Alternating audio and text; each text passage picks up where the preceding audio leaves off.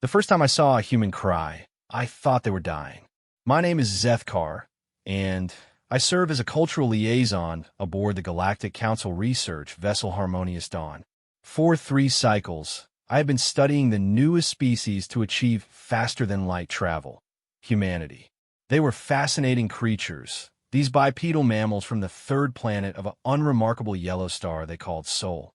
Everything about them defied our understanding of civilized species development.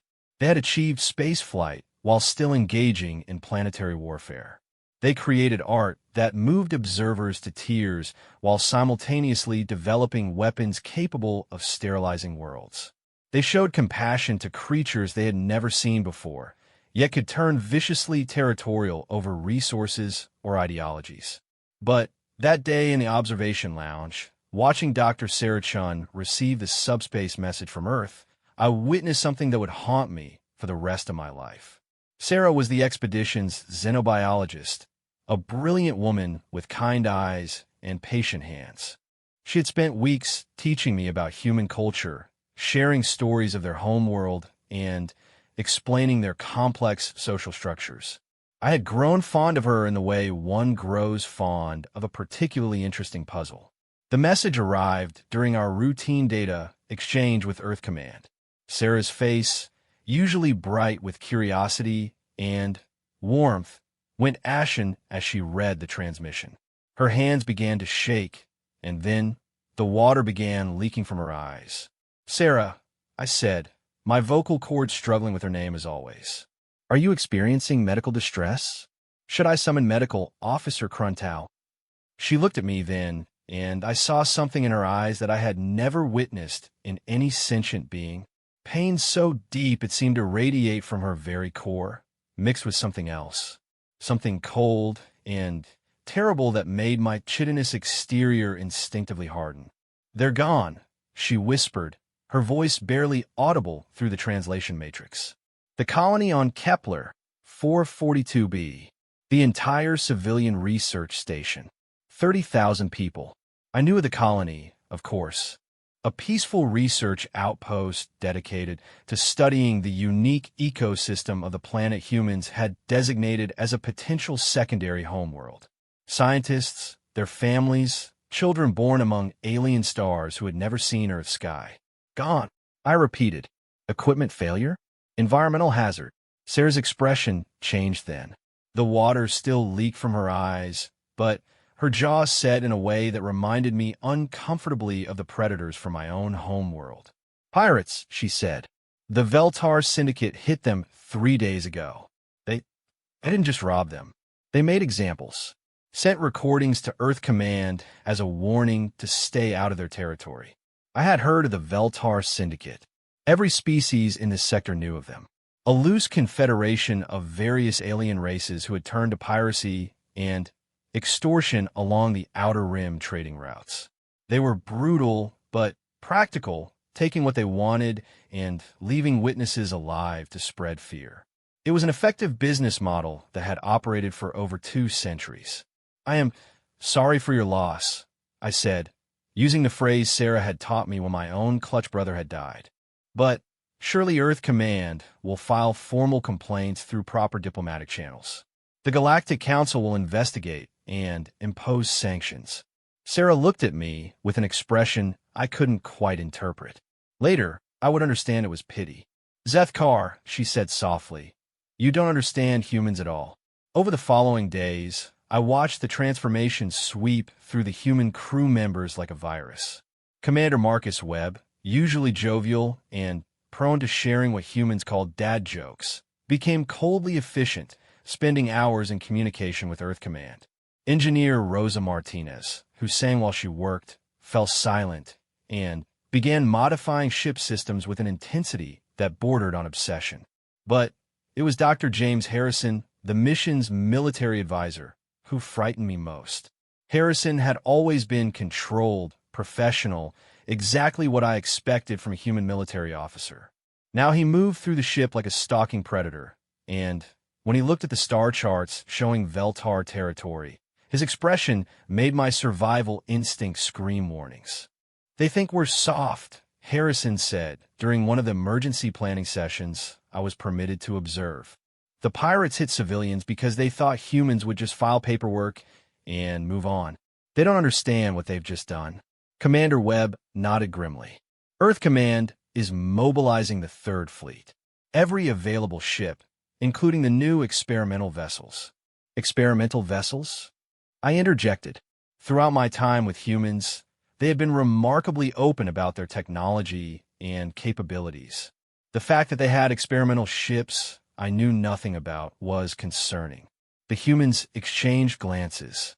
It was Sarah who answered, her voice still carrying that cold undertone that had appeared with the news. The Righteous Fury-class dreadnoughts. We've been building them in secret shipyards beyond Pluto's orbit. They were meant to be revealed gradually, as part of our application for Galactic Council military membership. But the Council's regulations specifically prohibit the development of weapons beyond Class 7 destructive capability, I protested. Any species seeking membership must demonstrate peaceful intentions through military restraint. Harrison's laugh was completely devoid of humor. Class 7? Zethkar, those ships carry weapons that make Class 7 look like children's toys. Humans have never been particularly good at restraint when people we care about are threatened. I felt something cold settle in my stomach. Throughout galactic history, there have been strict protocols for dealing with piracy and territorial disputes. Economic pressure, diplomatic sanctions, limited police actions. The galactic community had learned through bitter experience that unrestrained military responses led to chaos and destruction. Surely, I said, Earth Command will follow established protocols.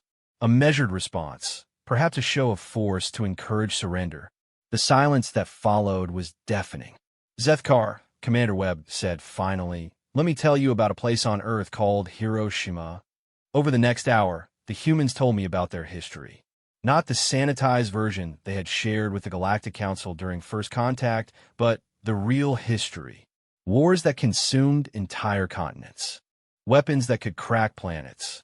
And always, beneath it all, a species that simply refused to surrender, to back down, to accept defeat as long as they drew breath. We try to fit into your galactic community, Sarah said. We learned your languages, followed your protocols, adopted your diplomatic traditions. But there's something you need to understand about humanity. We're not naturally peaceful. We choose to be peaceful because we've learned what the alternative costs. The Veltar think they can terrorize us, Webb continued. They think that because we've been playing nice with the galactic community, we're weak. They're about to learn why that was never true. I began to understand why Sarah had looked at me with pity. The Harmonious Dawn received new orders that night. We were to proceed immediately to Veltar space, ostensibly to conduct diplomatic negotiations for the return of any survivors from Kepler 442b. But I noticed the changes in our escort vessels, the additional electromagnetic signatures that suggested weapons charging, the subtle modifications Engineer Martinez had made to our communication arrays. You're not going to negotiate, are you? I asked Sarah as we watched the hyperspace tunnel form ahead of our small fleet. She was staring out the observation deck at the swirling energies of faster-than-light travel, and when she turned to me, I saw that cold fire still burning in her eyes. Oh, we'll negotiate, she said. We'll ask them very politely to surrender unconditionally and face trial for their crimes. We'll give them exactly the same chance they gave those research families on Kepler 442b. And if they refuse? Sarah's smile was the most terrifying thing I had ever seen. Then you'll understand why the galaxy learned to fear Earth long before we reached the stars. When we dropped out of hyperspace 3 days later, I saw something that challenged every assumption I had about human military capacity. The Third Fleet wasn't the modest force I had expected. Hundreds of vessels hung in space around us, from nimble frigates to massive carriers I hadn't known humans possessed. And at the center of the formation, like metal mountains floating in the void, were 3 ships unlike anything in the galactic registry. They were beautiful in the way that natural disasters were beautiful, terrible and magnificent and completely unstoppable. The righteous fury, Commander Webb said, gesturing toward the lead dreadnought. The unbroken will. And the final answer. Each one carries enough firepower to sterilize a small moon. This is madness, I whispered. The Council will never accept such aggression. You'll be expelled from the galactic community. Harrison looked at me with something approaching sympathy. Zethkar, you still don't get it. We're not doing this as members of the galactic community. We're doing this as humans. The Veltar response came within hours. Their communication was broadcast on all frequencies, clearly intended for any galactic authorities monitoring the situation.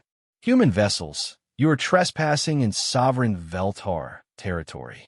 The research station on Kepler 442b was rightfully claimed as compensation for human encroachment on our trade routes.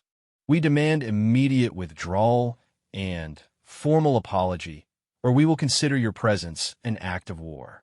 Admiral Chun, Sarah's older sister, I learned with some shock, responded personally from the bridge of the Righteous Fury. To the Veltar Syndicate leadership, her voice carried the same cold fire I had seen in Sarah's eyes. You have 48 hours to surrender all personnel responsible for the attack on Kepler 442b and submit to human justice. You have 48 hours to provide full compensation to the families of the murdered civilians. You have 48 hours to formally apologize to Earth and guarantee such attacks will never happen again. There was a pause before she continued, and when she did, her voice carried the weight of an entire species' fury. If you choose not to comply, then, in 48 hours and 1 minute, we will demonstrate why humanity spent 10,000 years perfecting the art of warfare before we ever looked up at the stars. The Veltar response was swift and predictably arrogant. They would not submit to human threats. They had allies throughout the sector. They controlled the hyperspace routes and had defensive positions that had held against galactic police actions for 2 centuries. They seemed to believe that human military doctrine would follow established galactic protocols: limited engagement, proportional response, minimal civilian casualties, withdrawal in the face of determined resistance. They were catastrophically wrong. I watched from the observation deck as the human fleet began to move, not toward the obvious Veltar military strongholds, but toward something else entirely. It took me several minutes to understand what I was seeing on the tactical displays. You're not attacking their bases, I said to Commander Webb, who had joined me to watch the opening moves. No, he confirmed. We're cutting off their escape routes. On the screens, I watched human vessels position themselves at every hyperspace junction in a volume of space larger than most star systems. Fast attack ships raced ahead to mining asteroids and trade stations. Larger vessels took position at the natural choke points between systems. You're surrounding them, I realized. The entire syndicate. Every ship, every base, every rock they've ever called home, Webb said. When humanity goes to war, Zethkar, we don't fight battles. We fight campaigns. And this campaign has only one acceptable ending. Over the next 18 hours, I watched the human military machine operate with a precision and ruthlessness that defied everything I thought I knew about warfare. They didn't announce their attacks, didn't offer chances for surrender, didn't follow any of the established rules of engagement. They simply began systematically destroying everything the Veltar Syndicate had built over 2 centuries. Pirate bases that had withstood siege for decades were reduced to drifting debris in minutes. Trade stations that had served as neutral ground for criminal negotiations disappeared from sensors without warning. Ships that attempted to flee found human vessels waiting at their destination, weapons already charged, and targeting locks established. This isn't warfare, I said, watching the tactical displays update with each eliminated target. This is extermination. Sarah had joined us on the observation deck, and she turned to me with that same expression of pity. No, Zethkar, this is justice. The Veltar chose to make war on civilians, on families, on children who couldn't fight back. They chose to torture and murder and broadcast their crimes as entertainment. They chose to threaten humanity. She gestured toward the displays, showing the systematic dismantling of the pirate syndicate. This is what happens when you threaten a species that spent 10 millennia learning how to kill efficiently, then chose to be peaceful instead. When you take that choice away from us, when you force us to remember what we're capable of, this is the result. On the third day, as human forces closed in on the final Veltar stronghold, something unprecedented happened. The remaining pirate leadership sent an unconditional surrender, offering to submit to any human demands. Admiral Chin's response was broadcast throughout the sector. Your surrender is noted and rejected. You had 48 hours to choose mercy. That time has passed. I watched the final assault from the bridge of the Harmonious Dawn. The last Veltar stronghold was a massive space station built into a hollowed-out asteroid, defended by weapons platforms and a fleet of their best remaining ships. It should have been a siege lasting months. The humans ended it in 17 minutes. The righteous fury led the assault, and I finally understood why the humans had built such vessels in secret. The weapons they unleashed weren't just more powerful than galactic standard. They were fundamentally different. Weapons that tore apart molecular bonds. Weapons that ignited stars. Weapons that folded space itself into destructive patterns. When the silence finally fell, when the last of the Veltar ships had been reduced to cosmic dust, I stood on the observation deck, trying to process what I had witnessed. Your species, I said to Sarah, will be cast out of the galactic community for this. The Council will never accept such brutality. Sarah looked out at the debris field that had once been the most feared pirate organization in the sector, then back at me. Let them try, she said. We didn't join the galactic community because we needed protection, Zethkar. We joined because we thought we could learn to be better than what we were. The Veltar just reminded us what we're capable of when diplomacy fails. She paused, studying my expression. And before you condemn us, remember this. Not one civilian died in our response. Every target was military or directly involved in piracy. We could have glassed their homeworlds, turned their populations to ash, made their entire species extinct in an afternoon. Instead, we chose precision. We chose to limit our response to the actual threats. You call this restraint? Sarah's smile was sad now, carrying the weight of her species' terrible capabilities. Zethkar, this isn't humanity's fury. This is humanity holding back. As our ships began the journey home, I realized that everything I thought I understood about the galaxy had changed. For millennia, the galactic community had operated under the assumption that advanced civilizations naturally evolved beyond the capacity for large-scale warfare. Violence was seen as a primitive response, something species grew beyond as they developed faster-than-light travel and energy manipulation. Humanity had just demonstrated that some species didn't evolve beyond warfare. Some species simply became more efficient at it. And somehow, despite everything I had witnessed, despite the casual way they had dismantled an organization that had terrorized the sector for centuries, I found myself more curious about humans than ever before. Because beneath the cold precision and overwhelming firepower, I had seen something else. The same people who had methodically hunted down every pirate in Veltar space were the same people who had spent 3 cycles patiently teaching me about their culture. The same species that had just demonstrated the capacity to wage total war was the same species that had sent medical supplies to refugee camps and established research stations dedicated to peaceful exploration. They were contradictions made manifest, capable of breathtaking violence and impossible kindness, sometimes within the same individual. As I settled into my quarters for the hyperspace journey home, I realized that my real education about humanity was just beginning. 6 months after the Veltar incident, I found myself standing before the Galactic Council High Assembly, serving as a witness to something that had never happened in recorded galactic history: the trial of an entire species. The Great Chamber on Nexus Prime could hold representatives from 1,000 worlds, its crystalline walls designed to accommodate every form of sentient life known to the galaxy. Today, those walls buzzed with tension thick enough to taste. Every major species had sent their most senior diplomats. Every minor civilization had observers present, and at the center of it all, the human delegation sat with a calmness that unnerved everyone present.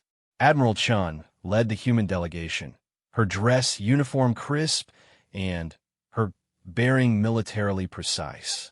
Beside her sat Ambassador Williams, the chief diplomatic representative to the council, and Dr. Sarah Chun, whose presence as both a witness and an expert on xenobiology had been specifically requested by the humans. Council Speaker Mordun, a towering crystalline being whose species had been instrumental in founding the galactic community 8 centuries ago, spoke with a voice that resonated through multiple dimensional frequencies. The charges before this assembly are unprecedented in galactic law, the speaker began. The human species stands accused of conducting warfare beyond accepted parameters, of developing weapons in violation of council restrictions, and of destroying an entire criminal organization without attempting proper diplomatic resolution. I watched the human delegation carefully. 6 months of working alongside humans had taught me to read their subtle expressions. Ambassador Williams showed no reaction to the charges. Admiral Chun looked almost bored, but Sarah's eyes held that cold fire I had learned to recognize, the one that meant humanity had been pushed too far. The Veltar Syndicate, the speaker continued, while engaged in criminal activity, was nonetheless a recognized political entity with territorial claims validated by 2 centuries of de facto control. The complete elimination of their organization represents an act of genocide under Galactic Council statutes. At that, Admiral Chun stood slowly. The chamber fell silent, not from respect, but from the sudden awareness that they were in the presence of a predator. "Council Speaker," she said, her voice carrying clearly through the translation matrices, "may I address the charges?" "The human delegation will have opportunity to present their defense in due course," Mordun replied. "First, witnesses will present evidence of human violations of galactic law. For the next several hours, I listened to a parade of testimony that painted humanity as a rogue species, a dangerous aberration that had somehow achieved technological advancement while retaining primitive violent instincts. Military experts from a dozen species analyzed recordings of the human assault, pointing out violations of established warfare protocols. Commander Yeltash of the Hegemony Defense Forces was particularly damning in his analysis. The human fleet demonstrated capabilities far beyond their declared technological level, he testified. The weapons used against Veltar positions show energy output readings that should be impossible for a species only recently achieving faster-than-light travel. Either the humans have been lying about their capabilities from first contact, or they have developed illegal weapons technology. Representative Solvara from the Trade Federation spoke next, her multiple eye stalks weaving patterns of distress as she addressed the assembly. The economic implications of human action cannot be ignored. The Veltar, while criminal in nature, provided essential services to outer rim territories where official trade routes are insufficient. Their elimination has created a power vacuum that threatens economic stability across 17 sectors. The parade continued for hours. Military threats, economic concerns, diplomatic breaches, every possible angle was covered. Through it all, the human delegation sat in perfect silence.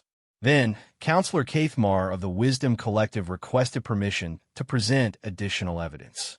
"Council Speaker, the Wisdom Collective has completed analysis of data recovered from Veltar installations. We believe this information is relevant to the charges." Kathmar was an ancient being, his species known throughout the galaxy for their commitment to truth and their vast computational abilities. When the Wisdom Collective spoke, the Council listened. "Our analysis reveals that the Veltar attack on Kepler 442b was not, as initially believed, a simple piracy operation. Recovered communications indicate this was the opening phase of a planned campaign against human civilian targets, designed to force human withdrawal from this sector of space. The chamber erupted in surprised chittering, whistling, and vocal harmonics from a dozen species. Cathmar waited for silence before continuing. Furthermore, evidence suggests the Veltar Syndicate was not acting independently. Financial records show significant backing from an unidentified source within Council space. The attack on human civilians appears to have been a test of human military response, conducted by an entity seeking intelligence on human capabilities. I felt my chitin plates shift involuntarily. The implications were staggering. Someone within the galactic community had been using the Veltar as a probe against humanity. Council Speaker Mordun's crystalline form pulsed with agitation. Are you suggesting, Councillor Cathmar, that a council member species was involved in attacks against human civilians? I am stating fact as determined by our analysis. We have traced partial financial pathways, but the ultimate source remains hidden behind multiple shell transactions and false identities. The chamber fell into chaos. Representatives demanded to see the evidence. Others called for investigations. Still others began accusingly eyeing neighboring delegations. Throughout it all, the humans remained perfectly still. Finally, Admiral Chen rose again. Council Speaker, may the human delegation address these revelations? Mordun pulsed agreement, though I could see the council was struggling to maintain order. Admiral Chen walked to the center of the chamber, her footsteps echoing in the sudden silence. Honorable representatives, she began, let me first address the accusations leveled against humanity. She gestured, and a holographic display materialized above the assembly floor. These are the weapons loadouts of our Righteous Fury-class vessels. Energy output, destructive capacity, targeting precision. Everything has been classified beyond council restrictions. This much is true. Murmurs rippled through the assembly. What Councillor Yeltash failed to mention in his analysis is that these weapons were developed with complete precision targeting capabilities. Every shot fired during our response to Veltar aggression was calculated to eliminate specific threats while minimizing collateral damage. The display shifted, showing tactical breakdowns of each engagement.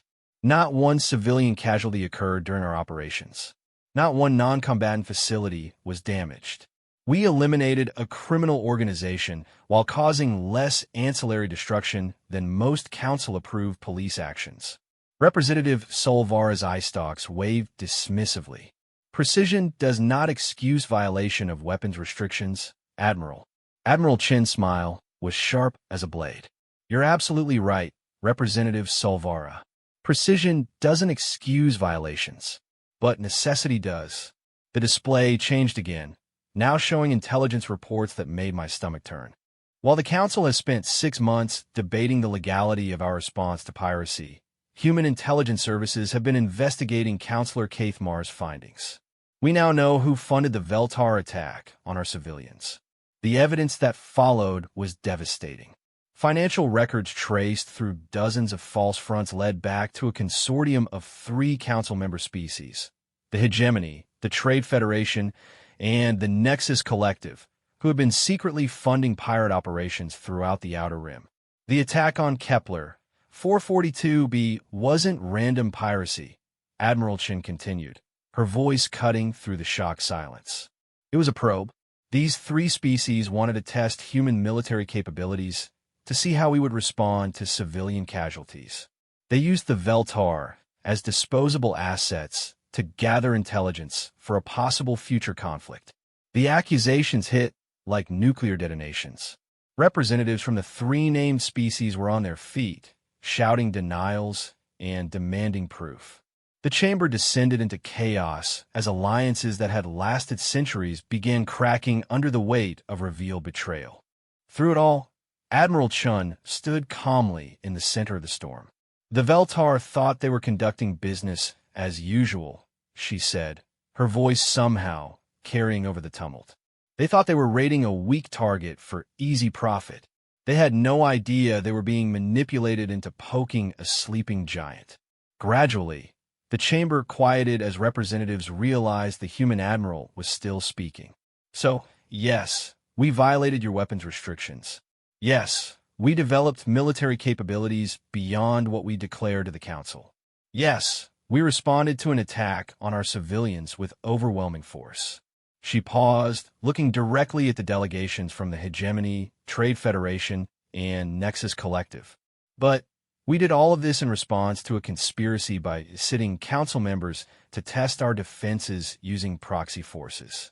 The real question before this assembly isn't whether humanity violated galactic law. The real question is what the Council intends to do about member species who fund terrorist attacks against civilians. The next several hours were among the most chaotic in Galactic Council history. Emergency sessions were called. Investigators were dispatched. The three accused species went into immediate defensive mode, trying to distance themselves from the evidence, while simultaneously claiming their actions have been justified intelligence gathering. But I found myself watching the human delegation, particularly Sarah, who had remained silent throughout the entire proceeding. During a recess, I approached her in one of the chamber's auxiliary spaces. "Dr. Chun," I said, "may I ask you something?" She turned to me with a tired smile. The cold fire was gone from her eyes, replaced by something that looked almost like sadness. "Of course, Zethkar. What's troubling you? How long have you known? About the conspiracy, about the fact that council members were involved?" Sarah was quiet for a long moment, studying the swirling patterns of hyperspace visible through the chamber's transparent walls. "We suspected from the beginning," she said finally. "The Veltar attack was too precise, too well-coordinated.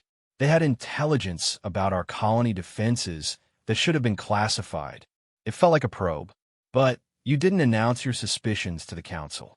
Would they have believed us? A species barely 3 cycles into galactic contact, accusing established Council members of conspiracy? Or would we have been dismissed as paranoid primitives looking for someone else to blame for our losses? I considered this, recognizing the political realities involved. So you chose to respond with overwhelming force, knowing it would bring you before this tribunal. Sarah's smile was sad but knowing. Zethkar, this tribunal was never about judging human actions. It was about forcing the real conspirators into the open. Every species that testified against us today, every representative who called for our expulsion from the galactic community, my sister's intelligence teams have been watching them all for months. The implications hit me like a physical blow. You turned your trial into an investigation. You made the Council investigate itself. Admiral Chen spent her life studying galactic military doctrine and political structures, Sarah continued.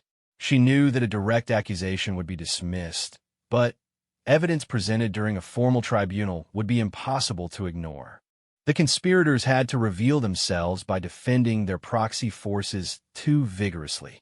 And if the conspiracy had never been revealed? If you had simply been found guilty of weapons violations? Sarah's expression became distant, and for a moment I saw that cold fire flicker back to life. Then the galaxy would have learned what humanity is really capable of when we stop playing by other species' rules. The implications of her words settled over me slowly. The humans hadn't just been defending themselves against piracy. They had been conducting a complex political and military operation designed to expose corruption within the Galactic Council itself. Your species, I said slowly, planned this entire response from the moment the colony was attacked. We adapted, Sarah corrected. The loss of Kepler 442b was real, Zethkar. The grief was real. The anger was real. But we're also a species that learned long ago how to channel emotion into effective action. When the tribunal reconvened, the political landscape had fundamentally shifted. The evidence against the 3 conspirator species was overwhelming, and their attempts to justify their actions only made them appear more culpable. Council Speaker Mordunn's crystalline form flickered with patterns I had never seen before. What I later learned was the equivalent of deep confusion mixed with grudging respect. The charges against humanity, the Speaker announced, are dismissed in light of evidence revealing the hostile nature of the initial attack. However, this assembly must now address the unprecedented revelation that sitting council members have been conducting covert military operations against a fellow member species. The aftermath was swift and decisive. The hegemony, Trade Federation, and Nexus Collective found themselves facing charges of conspiracy, funding terrorist organizations, and conducting illegal intelligence operations. Their representatives were expelled from the assembly pending full investigation. But the real shock came when Admiral Chun requested permission to address the council one final time. "Honorable representatives," she said, standing once again in the center of the Great Chamber. "Humanity appreciates the Council's recognition of our right to defend our citizens. However, recent events have made it clear that our species may not be compatible with galactic community membership." A stunned silence fell over the assembly. The speed with which sitting council members turned to proxy warfare against human civilians suggests a fundamental disconnect between human values and galactic political norms. Therefore, effective immediately, humanity is formally withdrawing from candidacy for full Galactic Council membership. The chamber erupted again, but this time the chaos felt different. Panic rather than mere political maneuvering. However, Admiral Chun continued, her voice cutting through the noise. "Humanity remains interested in bilateral relations with individual species who share our commitment to civilian protection and honest dealing. We will maintain embassy stations at 3 neutral locations for any species wishing to continue diplomatic and trade relations." Representative Quindal from the Peaceful Harmony Worlds was the first to speak. "Admiral Chun, surely humanity doesn't intend to isolate itself from the galactic community entirely? The benefits of membership, the shared knowledge and resources." Admiral Chen's smile was polite but firm. "Representative Quindal, membership in the galactic community has just cost us 30,000 civilian lives and revealed that established member species consider proxy warfare an acceptable intelligence gathering technique. We prefer our isolation to that kind of membership." As the human delegation prepared to leave, I realized I was faced with a choice. My assignment as cultural liaison was technically complete. I could return to my homeworld and resume my previous research into primitive agricultural techniques. Or I could follow the most fascinating species I had ever encountered into voluntary exile from the galactic community. Sarah noticed my hesitation as I stood uncertainly in the chamber's exit corridor. "Something wrong, Zethkar?" That is my assignment." She studied my expression with the careful attention I had learned to associate with human intelligence. "You want to continue studying humanity, even outside the formal council framework." It wasn't a question. "Your species," I said carefully, "has just demonstrated capabilities that challenge every assumption about technological development and political behavior. From a research perspective, you represent phenomena that could revolutionize our understanding of civilization itself." Sarah's smile was warmer than any I had seen from her since the loss of Kepler 442b. "From a friendship perspective, Zethkar, you're the first non-human who ever bothered to really try understanding us. We'd be honored to have you continue as an independent researcher." As I watched the human delegation board their vessels for the journey back to Sol System, I realized that my education about humanity had only just begun. They had revealed capabilities that went far beyond military technology, political sophistication, strategic thinking, and emotional complexity that defied every model the galaxy used to understand species development. But perhaps most importantly, they had demonstrated something that the galactic community had forgotten in its centuries of comfortable civilization: that some principles were worth fighting for, regardless of the political cost.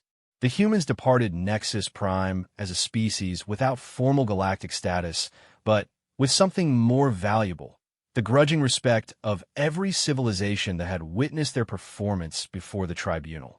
They had turned their trial into an investigation, their defense into an offense, and their apparent defeat into a complete restructuring of galactic politics. As I settled into my quarters aboard the human vessel diplomatic envoy for the journey to Sol System, I found myself wondering what other surprises humanity might have in store for a galaxy that thought it understood the nature of advanced civilization. I was about to find out that I had seen nothing yet. 2 years after humanity withdrew from Galactic Council candidacy, I found myself standing on the observation deck of Luna Station, watching something that shouldn't have been possible. Earth's moon had been transformed into the most advanced shipbuilding facility in known space, its ancient craters now housing construction bays large enough to accommodate vessels that dwarfed anything in the galactic registry. But that wasn't what held my attention. What captivated me was the steady stream of ships arriving daily from across the galaxy. Not human ships, but vessels from dozens of species who had quietly begun establishing what they called alternative diplomatic relations with humanity. "Impressive, isn't it?" Sarah said, joining me at the observation port. 2 years had aged her, but the cold fire had been replaced by something warmer. Confidence, perhaps, or satisfaction. "I count vessels from 47 different species," I said, my voice filled with wonder. "The Harmony Worlds, the Independent Traders Alliance, even some of the minor council members. How is this possible?" Sarah's smile carried the hint of secrets. "It turns out, Zethkar, that a lot of species weren't entirely happy with how the Galactic Council was managing things. The revelation that sitting council members had been funding pirate raids made many civilizations question what other activities their membership fees were supporting. Through the transparent aluminum of the observation port, I watched a massive cargo vessel from the Artisan Collective dock with one of Luna Station's extended peers. The Artisan Collective had been among the most vocal critics of human military extremism during our tribunal. Yet here they were, apparently conducting extensive trade negotiations. The collective condemned humanity's response to the Veltar, I pointed out. Publicly, yes. Privately, they sent a delegation 6 months ago. Turns out the council had been suppressing collective artistic expressions that were deemed too stimulating for general galactic consumption. They were looking for trading partners who appreciated creativity over conformity. I absorbed this information, recognizing a pattern that had been developing since our departure from Nexus Prime. "How many species have established these alternative relations?" 63 as of last week, Sarah replied. "Everything from full diplomatic recognition to limited trade agreements. And the numbers keep growing." She gestured toward another arriving vessel, this one bearing the distinctive geometric markings of the Scientific Accord. The Accord approached us after discovering that the Council had been restricting research into defensive technologies. Seems some member species were concerned about smaller civilizations developing the ability to protect themselves effectively. The implications hit me with growing force. Humanity hadn't just withdrawn from the Galactic Council. They had created an alternative power structure that was attracting species who felt marginalized or constrained by traditional galactic politics. "You're building a rival organization," I realized. "Not exactly," Sarah corrected. "We're building something that never existed before, a voluntary association of species based on mutual benefit rather than political control." She activated a holographic display that filled the observation area with a three-dimensional map of local space. Blue indicators showed traditional council member territories, while green indicators marked species that had established relations with humanity. "Look at the pattern, Zethkar. Every species that's approached us has one thing in common. They were being held back by council restrictions, military limitations, trade regulations, research prohibitions, cultural suppression. The Council has spent centuries building a system designed to maintain stability at the cost of growth." I studied the map, noting how the green indicators formed an expanding network that seemed to surround traditional council space. "The Council is losing influence. The Council is discovering what happens when you build a system based on control instead of cooperation," Sarah said. "Humanity just gave other species an alternative." Over the following weeks, I immersed myself in studying this new political reality. What I found challenged every assumption I had about galactic civilization. The human approach to interspecies relations was fundamentally different from the Council model. Instead of requiring conformity to standardized protocols, humans adapted their diplomatic style to each species' unique characteristics. Instead of imposing universal restrictions, they negotiated individual agreements based on mutual benefit and shared values. The results were remarkable. The Independent Traders Alliance, previously limited to small-scale commerce by council regulations, had partnered with human corporations to develop new faster-than-light cargo vessels that tripled shipping efficiency. The scientific accord had gained access to human research methodologies that accelerated their technological development by decades. Even the traditionally isolationist meditation worlds had established cultural exchange programs that enriched both human and alien philosophical traditions. But it was during a meeting with Admiral Chun that I truly understood the scope of what humanity had accomplished. The real secret, she explained as we reviewed intelligence reports in her Luna Station office, isn't that we're better diplomats than the Council. It's that we never forgot what it means to be the underdogs. She gestured toward a display showing recent Council activities. For 8 centuries, the Council has operated from a position of absolute authority. Member species joined because they had no choice. It was either submit to Council oversight or remain isolated from galactic civilization. They never had to compete for loyalty or prove their value to potential allies.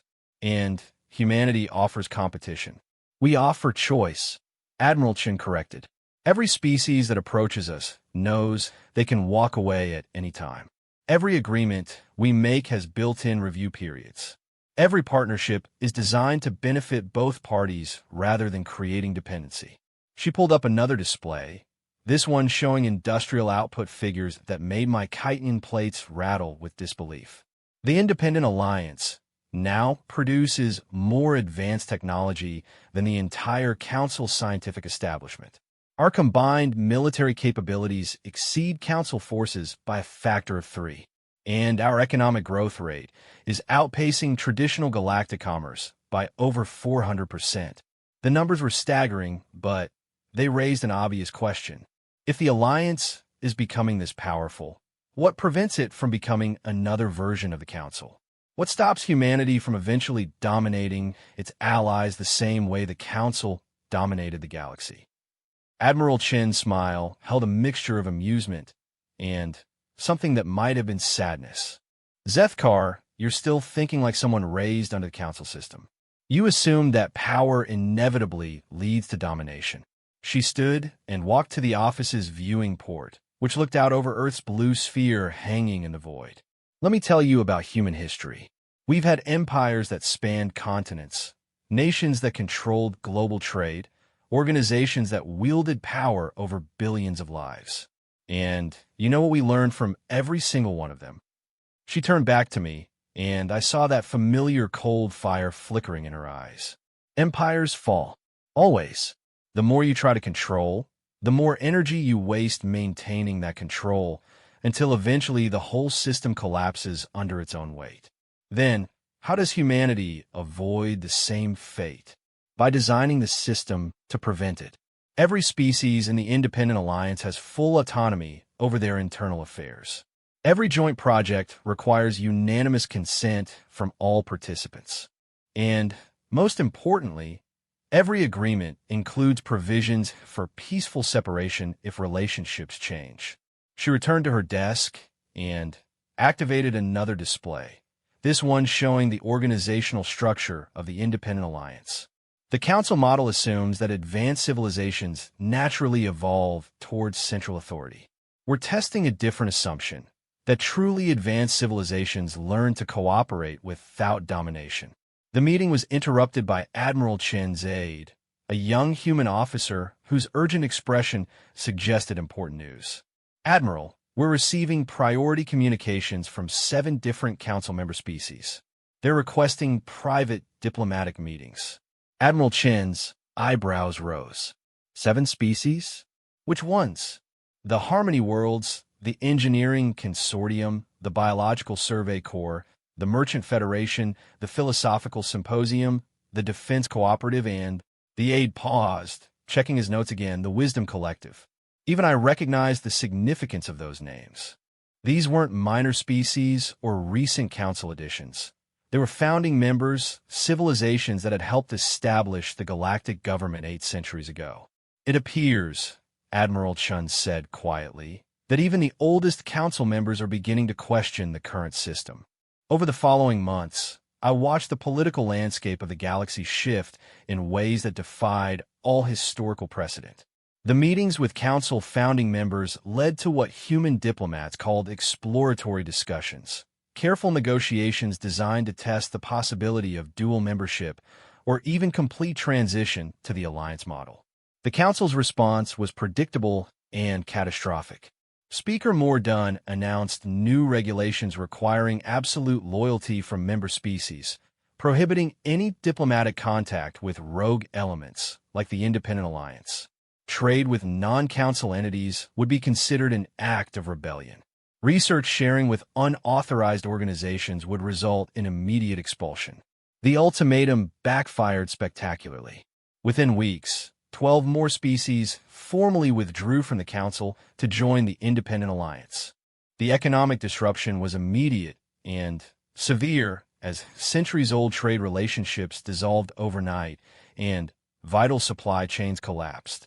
But the real shock came when the Wisdom Collective, the most respected analytical organization in galactic history, published their comprehensive assessment of galactic governance models.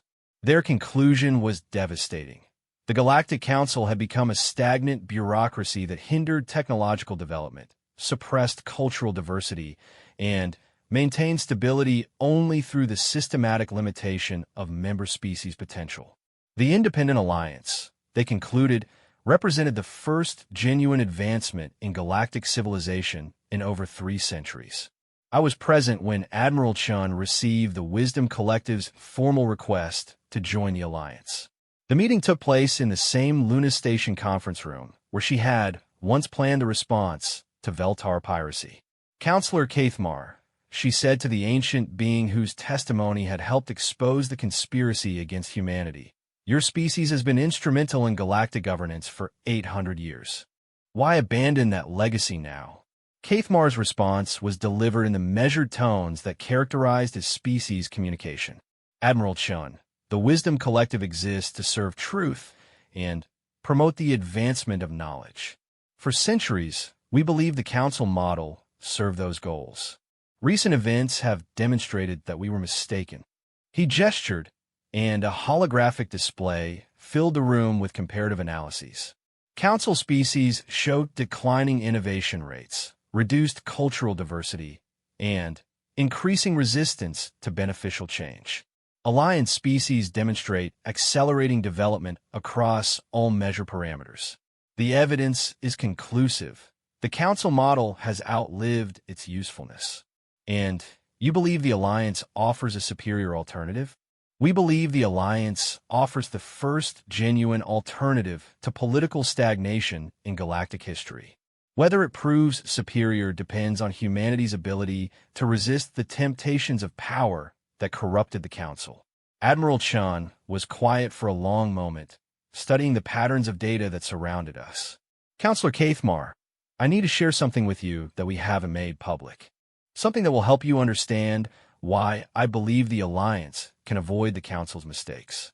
She activated a new display, one that showed industrial and military capacity figures I had never seen before. These are our actual capabilities: ships, weapons, industrial output, technological advancement. Everything the Alliance has achieved in 2 years of independent development. The numbers were staggering. The Independent Alliance possessed military capabilities that exceeded the Council's by a factor of 10, not 3. Their industrial capacity was sufficient to outfit every species in the galaxy with advanced technology. Their combined scientific knowledge had already produced breakthroughs that would revolutionize faster-than-light travel, energy production, and medical treatment. "We could conquer the remaining Council territories in a matter of months," Admiral Chin continued. "We could impose our system on every species in the galaxy by force. We have the power to create a human empire that would dwarf anything in galactic history." The implications hung in the air like poison gas.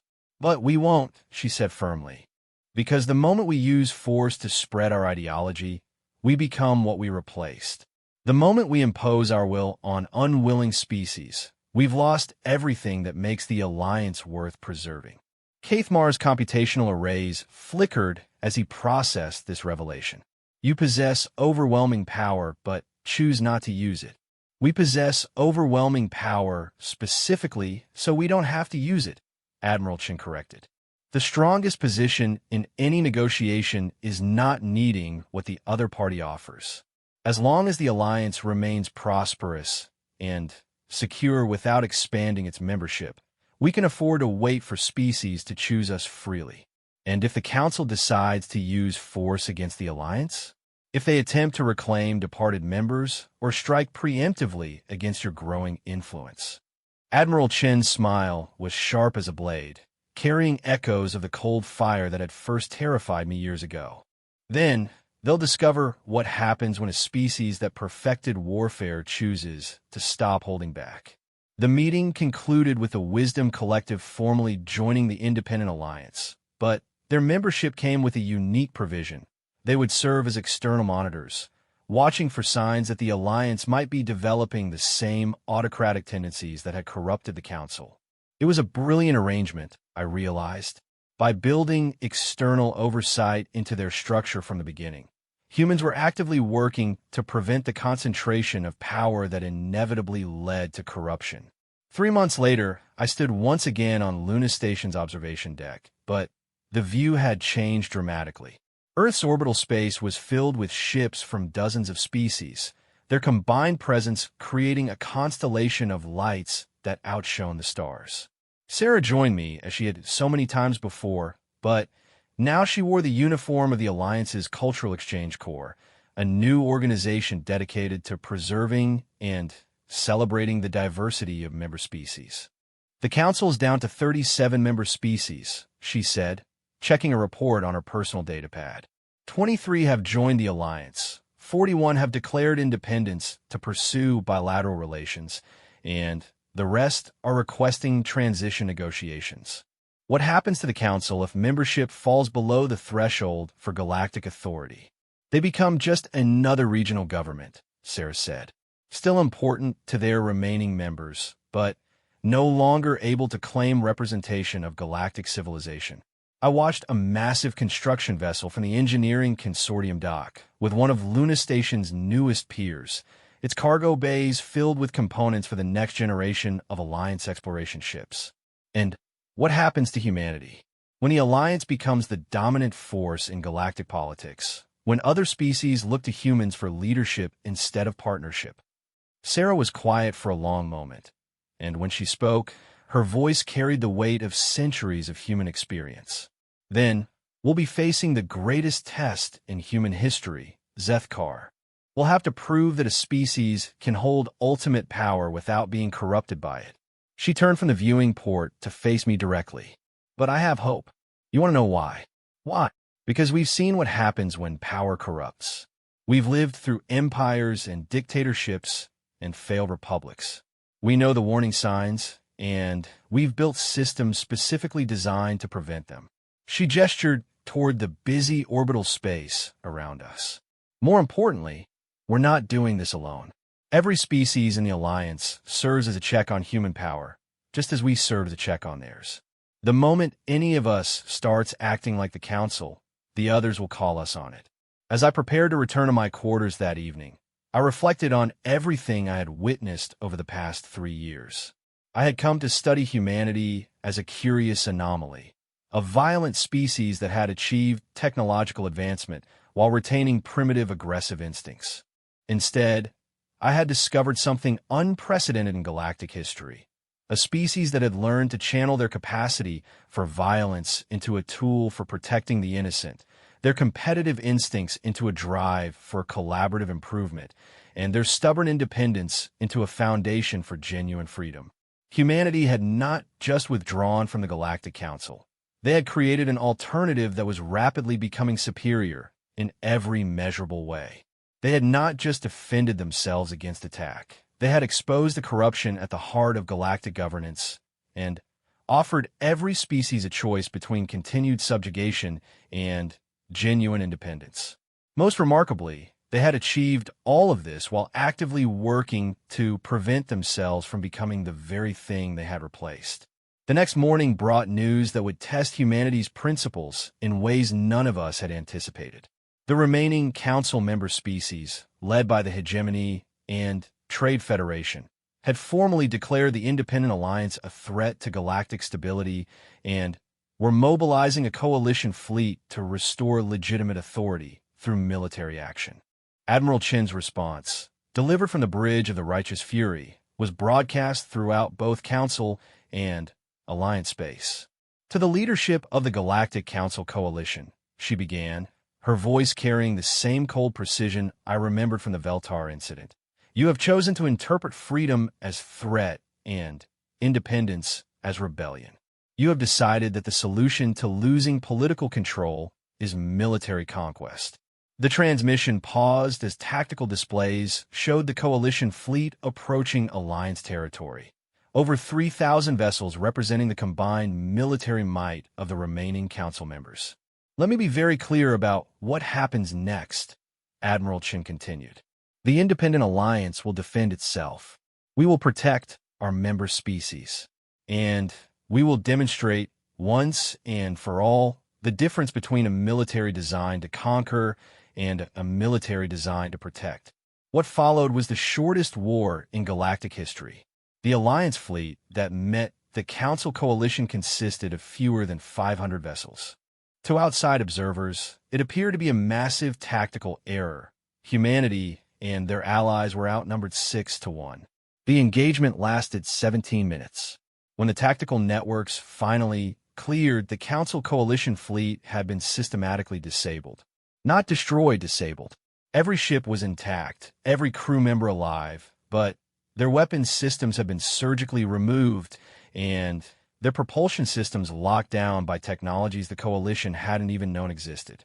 Admiral Chin's final transmission to the defeated coalition was broadcast throughout the galaxy. The Independent Alliance does not seek to rule others. We do not claim authority over those who choose different paths, but we will protect the right of species to make that choice freely. Any future attempts to impose control through violence will be met with overwhelming defensive force. As I watched the Council Coalition ships being escorted to neutral space under Alliance supervision, I realized I had witnessed something that would reshape my understanding of power itself. Humanity had not just defeated the largest military force in galactic history. They had done so while demonstrating restraint that bordered on the impossible. They could have obliterated their enemies, claimed Council territory, and established themselves as the new galactic empire. Instead, they had proven their point and let their enemies go home. 6 months later, the Galactic Council formally dissolved itself. The remaining member species either joined the Alliance or established independent governments. For the first time in 8 centuries, the galaxy had no central authority claiming universal jurisdiction. And for the first time in my life, I understood what true freedom looked like. The Independent Alliance continues to grow, not through conquest or coercion, but through the simple demonstration that cooperation produces better results than control.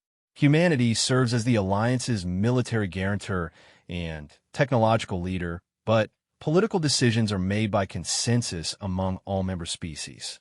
It's an imperfect system, sometimes frustratingly slow and occasionally prone to deadlock.